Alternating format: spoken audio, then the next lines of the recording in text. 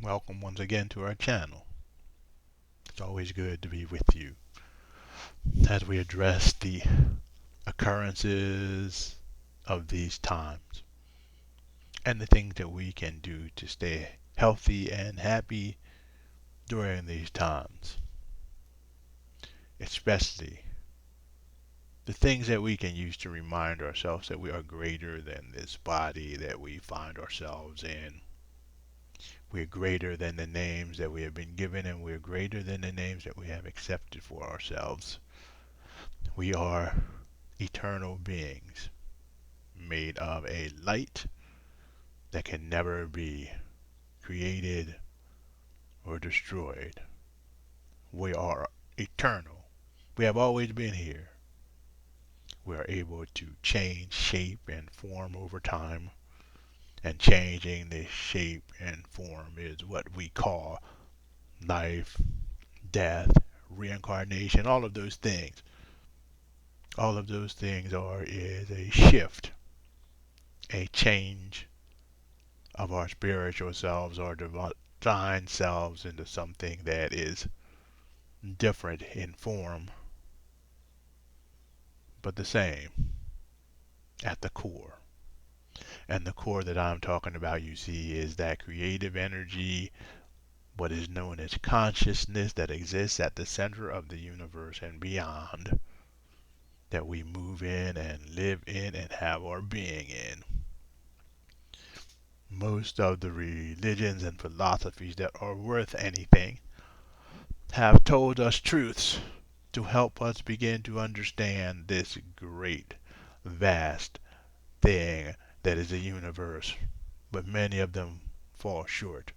And the only reason they fall short is because somewhere along the line, people who have a narrower vision, who are trapped in the world of either or, come and enter into those places, those philosophies, those religions after they have been established, and they change them. What they do is they begin to replace the permanent part of the religion with what is called the transient. A long time ago, a minister named Theodore Parker, a Unitarian minister in the Boston area, transcendentalist, did a talk on what he called the transient and the permanent. He said that the transient part of religion was our cultures, the things that we did as traditions in our societies, even the images of gods and goddesses and all of those things. He said that they were the transient part.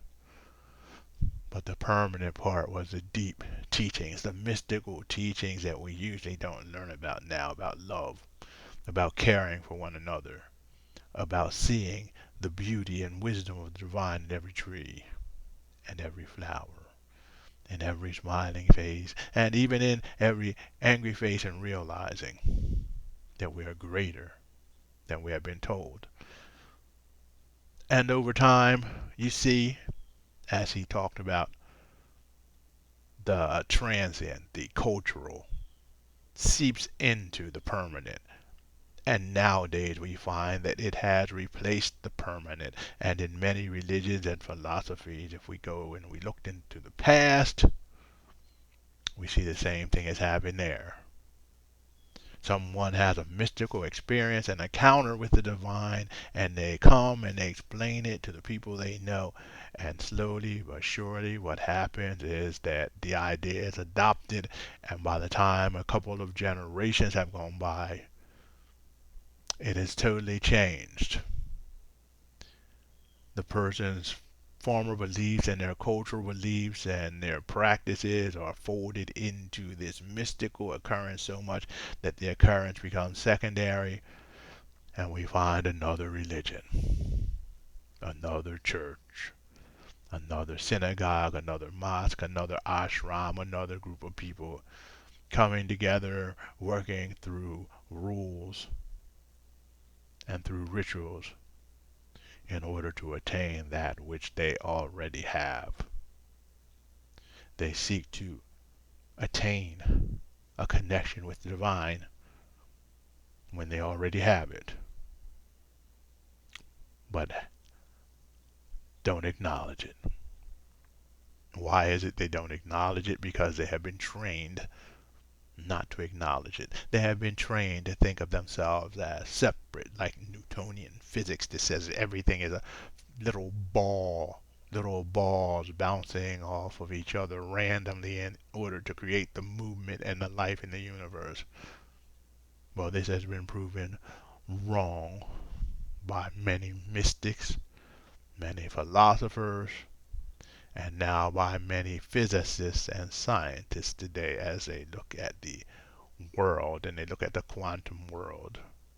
Things are not as simple as balls bouncing off of each other, and random occurrences, or what is known as Darwinism, cannot account for the variations in life and the perfection of the human being and very complex organs like the eyes and the ears, the heart, the brain. It just doesn't line up. But one thing that can explain it is the fact that we are an expression of the energy that is the center of the universe, and energy can form into what it will without following the laws that a small group of human beings on a very small dot of a planet in one galaxy has designated as the way the universe has to work. According to many of the physicists and scientists of the world today, we experience 0.999% of reality. How is it that we can try to extrapolate how the whole universe is working and whether there is a God or not when we are basically blind in this universe? And many of them say that we don't even experience as much as we can because of our social and psychological conditioning. How do we begin to know the truth then? Breaking the conditioning. Letting go. Letting go of the falsity and moving back to the permanent. For the permanent is the root from which all truth manifests itself. The permanent is this: we are the love of the universe. This universe has been built through the attraction of energies and particles towards each other, creating something that is moving and living and breathing, and creating something where the divine experiences itself in the face of the other. So as we stand before all of these other people, it is good for us to remember that the experiences we are going through with them are experiences with ourselves. It's good to experience that we are one. There are many big stories about the Big Bang theory and things starting out as a point of light. But to be truthful, things are still a point of light, and their expansion is the delusion that we all suffer from. There is only one, and we are one. We are the one, the vast greatness, reflecting on how it became the greatness. We are the memories of the divine, moving and living and breathing in the mind of creation.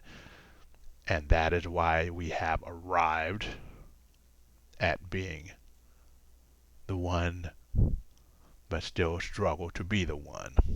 We're already there.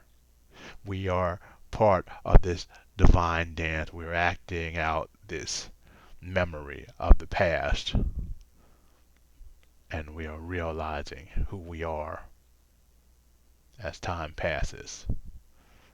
Answering the question, how is it that I have come to be at peace, all powerful and tranquil?